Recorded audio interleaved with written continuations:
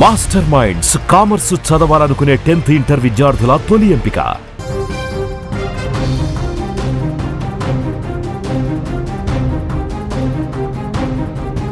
Breaking news చూస్తున్నాం. ఎన్టీఆర్ జిల్లా మైలవరంలో ఇద్దరు చిన్నారులు మృతి కేసుకు సంబంధించి సంచలనం బయటపడింది.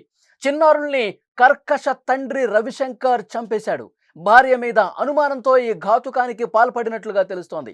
ఇద్దరు పిల్లల్ని చంపి తాను కూడా చనిపోతున్నట్లు మొదట లేఖ రాశాడు. రవిశంకర్ను విశాఖలో పోలీసులు అరెస్ట్ చేసినట్టుగా తెలుస్తోంది. బిడ్డల్ని చంపేందుకు కరుడుగట్టిన నేరస్తుల్లా రవిశంకర్ మారిపోయాడు. ఎన్టీఆర్ జిల్లా మైలవరంలో ఈ కేసు సంచలనం సృష్టించింది. ఇద్దరు చిన్నారుల్ని చంపిన తండ్రిగా మిగిలిపోయాడు. నరహంతకుడుగా మారిపోయాడు తండ్రి. ఇద్దరు బిడ్డల్ని దారుణంగా హత్య చేశాడు. అనంతరం తాను కూడా ఆత్మహత్యకు పాల్పడుతున్నట్టు లేఖ రాసి ఆ కర్కశ తండ్రి రవిశంకర్ విశాఖకు పారిపోయాడు. కేవలం భార్య మీద అనుమానంతో ఈ దారుణానికి పాల్పడినట్లుగా తెలుస్తోంది. రవిశంకర్ పోలీసుల విచారణలో ఈ విషయాన్ని బయటపెట్టాడు. ఎన్టీఆర్ జిల్లా మైలవరంలో ఇటీవలే సంచలనం సృష్టించింది ఈ కేసు. ఇద్దరు చిన్నారులు అనుమానాస్పద స్థితిలో చనిపోయారు. ఈ నెల 12వ తారీఖునే ఈ కేసు వెలుగులోకి వచ్చింది. లక్ష్మీ హిర్మణ్య అలాగే లీలాసాయి ఇద్దరు కూడా చిన్న పిల్లలు. తండ్రి రవిశంకరే చంపి ఉంటాడని పోలీసులు ముందుగా అనుమానించారు. ఆ దిశగా దర్యాప్తు చేయడం స్టార్ట్ చేశారు. 8వ తేదీ అతను పుట్టినరోజు కావడంతో ఆ రోజు ఉదయం భార్యతో మాట్లాడాడు.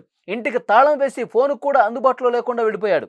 రవిశంకర్ తండ్రి లక్ష్మీపతి ఈ నెల 12న ఇంటికి వచ్చాడు. తాళం వేసి ఉన్న గది నుంచి దుర్వాసన రావడంతో అది గుర్తించి లోపలికి వెళ్ళి చూశాడు. చిన్నారులు ఇద్దరూ మంచం మీద విగత జీవులై కనిపించారు. అక్కడ రవిశంకర్ రాసిన 2 పేజీల లేఖ పోలీసులు తీసుకున్నారు. ఫోన్ చివరి సిగ్నల్ ఇబ్రహీంపట్నంలో కృష్ణానది దగ్గర కనిపించింది. దీంతో అతని కోసం SDRF సిబ్బందితో అక్కడ గాలించారు. కానీ అతను కనిపించలేదు. ఇంకా బతికే ఉండొచ్చు అన్న అనుమానంతో పోలీసులు నిఘా పెట్టారు. ఎట్టకేలకు అతడు విశాఖలో పట్టుబడ్డాడు. విశాఖలో తలదాచుకున్నట్టుగా పోలీసులు గుర్తించి అతన్ని అరెస్టు చేసి తీసుకొచ్చారు. సింహాచలం అప్పన్న ఆలయంలో ఉండగా చాకచక్యంగా పోలీసులు అతన్ని అదుపులోకి తీసుకొచ్చారు. అంత దారుణం చూడండి. ఇద్దరి చిన్నపిల్లల్ని చంపేసి కేవలం తన భార్య మీద ఉన్నటువంటి అనుమానంతో భార్యతో చాలా ప్రేమగా మాట్లాడతాడు. ఫోన్లో ఏమీ తెలియనట్టు మాట్లాడతాడు. కానీ మనసులో అక్కడ మెదడులో విషాన్ని నింపుకున్నాడు తండ్రి రవిశంకర్. ఇద్దరు చిన్న పిల్లల్ని చాలా దారుణంగా చంపేసి ఒక కర్కశత్వంతో ప్రవర్తించి మూర్ఖుల్లా బిహేవ్ చేసి దారుణ ఘటనకు పాల్పడ్డాడు. ఇద్దరు చిన్నపిల్లలు మీరు స్క్రీన్లో కూడా చూస్తున్నారు. ఎంత అమాయకంగా ఎంత ముద్దుగా కనిపిస్తున్నారు చిన్న పిల్లలు. ఆ పిల్లల్ని చంపాలన్నటువంటి మనసు ఒక తండ్రికి ఎందుకు వచ్చింది? నీకు నిజంగా భార్య మీద రవిశంకర్ని సూటిగా ప్రశ్నిస్తున్నా తండ్రి రవిశంకర్, నీకు ఎంత ఏదన్నా ఉంటే నీ భార్య పట్ల నీకు ఏదన్నా అనుమానం ఉన్నా, నీకు ఏదన్నా కోపం ఉన్నా నీ భార్యని అనాలి. కానీ ఇద్దరు ఆ పసిపిల్లలు ఏం చేశారు? ఇద్దరు అమాయక పిల్లలు ఏం చేశారు? వాళ్ళని చంపేసి నేను కూడా చచ్చిపోతున్నానని చెప్పి లెటర్ రాసి వెళ్ళి వైజాగ్లో దాక్కుంటావా? ఇబ్రహీంపట్నం దగ్గర నీ ఫోన్ అక్కడ పడేసి నేను కూడా అక్కడ వాటర్లో దూకేస్తున్నాను అని చెప్పి మాయమాటలు చెప్పి ఒక సీన్ క్రియేట్ చేసి నేను కూడా చనిపోయానని చెప్పి భ్రమ కల్పించడం కోసం ఆ పని చేసి అక్కడి నుంచి నేరుగా వైజాగ్ వెళ్ళి దాక్కుంటావా? ఎంత దుర్మార్గం! చిన్న పిల్లల్ని చంపాలన్నటువంటి ఆ కర్కశమైనటువంటి మనసు ఎలా వచ్చింది నీకు రవిశంకర్? పోలీసులు ప్రస్తుతం ఈ కోణంలోనే దర్యాప్తు చేశారు. వైజాగ్ లో అతను ఉన్నాడు అని చెప్పి కనిపెట్టారు. ఇక్కడ ఒక ముఖ్యమైన విషయం మీతో నేను పంచుకోవాలి. అతడు గడ్డం పెంచాడండి. తన భార్య బహ్రెయిన్ దేశంలో ఉంటుంది. అక్కడ పనులు చేసుకుంటూ నెలవారీ డబ్బులు పంపిస్తూ ఉంటది. భార్య మీద అనుమానం పెంచుకున్నటువంటి ఈ వెధవ ఏం చేశాడు?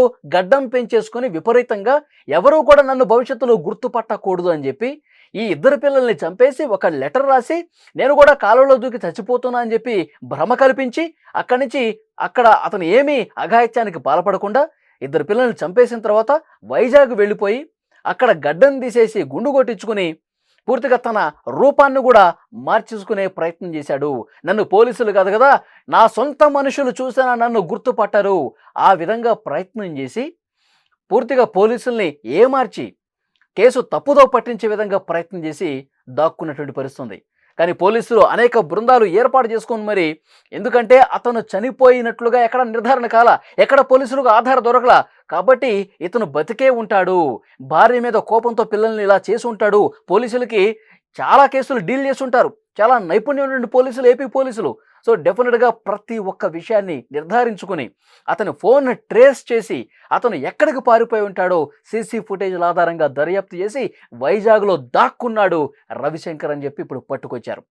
ఆ భార్య, రవిశంకర్ భార్య, ఆ ఇద్దరు పిల్లల తల్లి ఆవేదన ఒక్కసారి వినండి. మాకు ఏం గొడవలు లేవండి, అదే జరిగింది. ఆయన అప్పుల వల్ల ఏమన్నా స్ట్రబుల్ ఎవరన్నా డబ్బులు అడుగుతాను అన్నారండి. అది విన్నారు కదా, డబ్బులు అడుగుతాను 3 ఇస్తాను అన్నారు. ఆ 3 ఇచ్చిన డబ్బులు ఏమన్నా మిగిలితే నేను నీకు కొడతాను, కూల్ డ్రింక్ షాప్ అయినా కూడా 2000 అంత ఇవ్వాలి, ఇచ్చేసి నేను ఇల్లు ఖాళీ చేస్తానని చెప్పాడు నాకు. మీ పిల్లలతో చివరికి ఎప్పుడు మాట్లాడారు? 7వ తారీఖు మాట్లాడాను నేను. ఏమనలేదండి, చక్కగా మాట్లాడారండి. మా ఆయన కొట్టాడండి పిల్లల్ని, అసలు కొట్టాడండి, మా ఆయన పిల్లల్ని కొట్టాడండి. కాకపోతే ఈ అప్పులు, ఈ ఒత్తిడి, పిల్లలకి అన్నం పెట్టుకోలేని పరిస్థితిలోకి వచ్చేసాము. మా ఆవిడని ఎంతవరకు నేను ఒత్తిడి చేయాలి, ఎక్కడి నుంచి పట్టుకొస్తుంది, ఇప్పటికి మా వల్ల ఇది అయిపోయింది, బయటికి వెళ్ళింది, ఇంక మా ఆవిడ ఎక్కడైనా తెస్తుంది, వెనకాల ఫ్యామిలీ లేదా ఎవరన్నా అడుగుతుంది, ఇంకా మా వల్ల కాదు అని చెప్పేసి ఇలా అయి ఉండాలండి.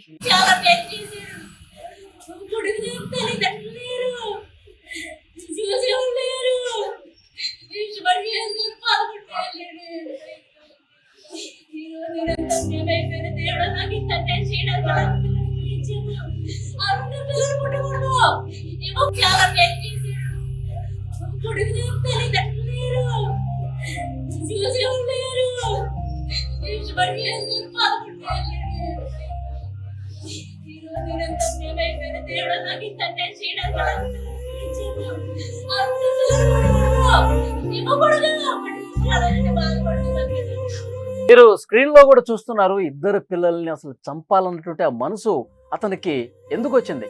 భార్య మీద కోపం ఉంటే, భార్య మీద నీకేదైనా ద్వేషం ఉంటే, భార్య చెప్పిన మాట వినకపోతే నువ్వు ఇంత దారుణమైన పనికి ఉడిగొడతావా రవిశంకర్? పిల్లల్ని చంపాలన్న మనసు వచ్చిందంటే ఎంత కర్కశంగా, నిజంగా ఉగ్రవాదుల మనస్తత్వం ఉన్న వాళ్ళే ఈ విధంగా చేస్తారు. ఇద్దరు చిన్నారుల్ని చంపేందుకు 3 నెలల నుంచే అతను ఒక స్కెచ్ గీస్తున్నట్టుగా తెలుస్తోంది.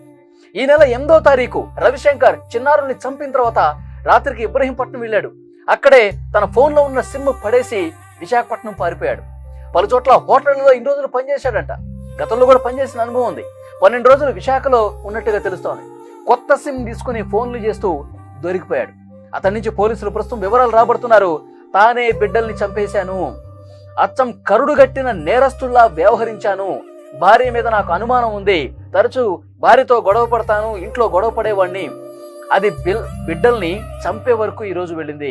ఆమె ఉపాధి నిమిత్తం బహ్రెయిన్ దేశానికి వెళ్ళింది. అక్కడ వెళ్ళిన దగ్గర నుంచి నా అనుమానం పెరిగిపోయింది. అక్కడ తను ఏం చేస్తుందో కూడా నాకు చాలా అనుమానాలు ఉన్నాయి. కాబట్టి ఆ కోపం నేను తీర్చుకోవాలనిపించింది. చాలాసార్లు ఫోన్లో గొడవ పడ్డాను, కానీ ఇక నాకు వేరే దారి కనిపించలేదు. నేను చంపేద్దాం అనుకున్నాను, నా బిడ్డలు చంపి నేను కూడా చచ్చిపోదాం అనుకుని చెప్పి ఈ కబుర్లన్నీ ఇప్పుడు చెప్తా ఉన్నాడు రవిశంకర్. పోలీసుల విచారణలో పోలీసులు అదుపు తీసుకుని పూర్తిగా ప్రశ్నిస్తే మొత్తం నిజాలన్నీ కక్కేస్తా ఉన్నాడు రవిశంకర్. ఎంత దుర్మార్గం! ఇలాంటి వాళ్ళని ఊరికి వదలకూడదండి. భార్య మీద అనుమానం పెంచుకొని అభంశుభం తెలియని పసిపిల్లల్ని, ఇద్దరు చిన్నపిల్లల్ని చంపాలన్న మనసు ఎట్లా వచ్చింది? వాడికి నిజంగా కఠినంగా శిక్ష వేస్తేనే ఇలాంటి దుర్మార్గులు, ఇలాంటి మెంటల్ సైకో ఫెలోస్ని దారిలోకి తీసుకురావాల్సిన అవసరం ఉంది. ఇలా ఎవరు ఆలోచన చేయకూడదు భవిష్యత్తులో కూడా.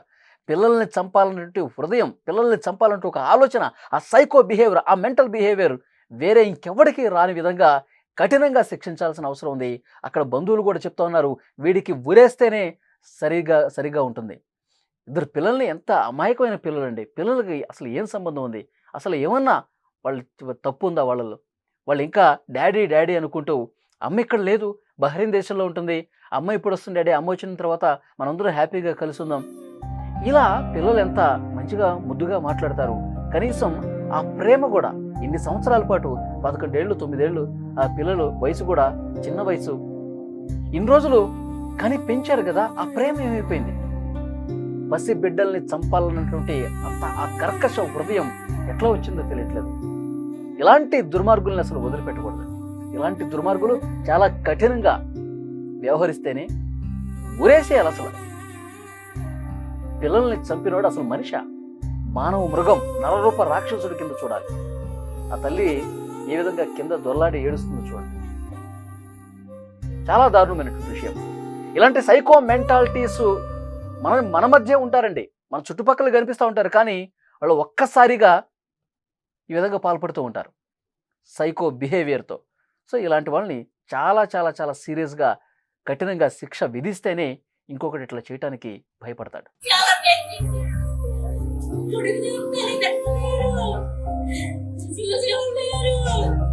Please,